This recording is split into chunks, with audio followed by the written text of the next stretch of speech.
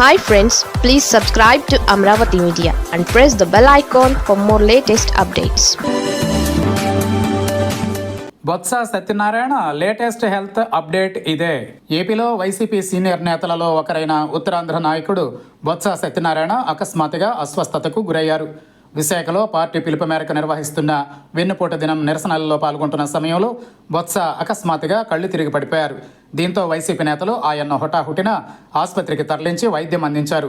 ఈ నేపథ్యంలో ఆందోళనలో ఉన్న పార్టీ శ్రేణులకు ఊరట కలిగించేలా వైసీపీ బొత్స హెల్త్ అప్డేట్ను వెల్లడించింది. బొత్స సత్యనారాయణ తాజా ఆరోగ్య పరిస్థితిపై వైసీపీ ఓ ట్వీట్ చేసింది. ఇందులో ఆయన ఆరోగ్యంగా ఉన్నట్లు వెల్లడించింది. అంతేకాదు ఆసుపత్రిలో బొత్స నడుస్తూ మాట్లాడుతున్న వీడియోను సైతం పోస్ట్ చేసింది. దీంతో బొత్స హెల్త్ అప్డేట్పై వైసీపీ శ్రేణులు సంతోషం వ్యక్తం చేస్తున్నాయి.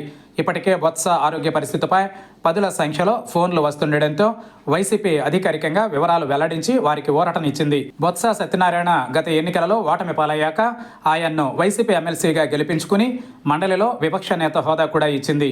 ఉత్తరాంధ్ర రాజకీయాలలో కీలకంగా ఉన్న బొత్స సత్యనారాయణకు గతంలో గుండె ఆపరేషన్ కూడా జరిగింది. దీంతో ఆయన కుప్పకూలగానే ఏం జరిగిందో తెలియక వైసీపీ శ్రేణులు కాసేపు టెన్షన్ పడ్డాయి.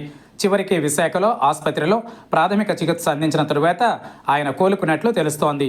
ఆయన ఆసుపత్రి నుంచి ఎప్పుడు డిశ్చార్జ్ అయి ఇంటికి తిరిగి వెళతారో ఇంకా డాక్టర్లు వెల్లడించలేదు.